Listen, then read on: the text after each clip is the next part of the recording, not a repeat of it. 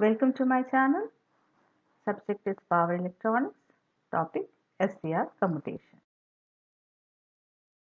The types of commutation: Class A, Class B, Class C, Class D, and Class E commutation.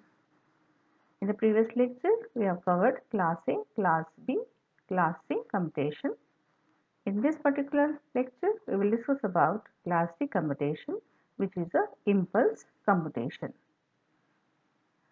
Actually, it is a commutation method used to turn off thyristor in a DC circuit by the application of sudden reverse voltage across the terminal of a SCR.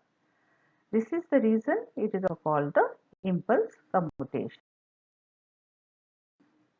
Class D commutation. This is also called as auxiliary commutation because it uses an auxiliary SCR to switch the charge capacitor. In this, the main SCR is commutated by the auxiliary SCR. The main SCR with the load resistance forms the power circuit, while the diode, inductor, and SCR2 forms the commutation circuit. Here shows the circuit representation of Class D commutation of a thyristor or SCR. Here, SCR1 is the main SCR or thyristor that is required to be commutated, while SCR2 is an auxiliary SCR which is part of external circuitry that turns off the device. However, the circuit also includes elements such as capacitor, diode, and inductor combinedly operate to perform the commutation of the thyristor. It is a forced commutation. So, in forced commutation, DC input supply is required. Thus, the external source of a supply here is a DC signal, that is a VDC. Class D commutation. When the supply voltage VDC is applied, both SCRs are in off state and hence the capacitor voltage is 0. In order to charge the capacitor, SCR2 must be triggered first and the capacitor charges through the path VDC positive, C positive, C negative, SCR2 RL VDC negative. When the capacitor is fully charged, the current flow decreases, and since the SCR2 is in series with the capacitor, it turns off.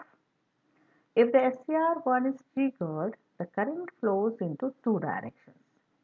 One is the load current IL through VDC positive SCR1 RL VDC, and another one is commutation current, which is due to the capacitor discharge through C plus SCR1 L diode and capacitor.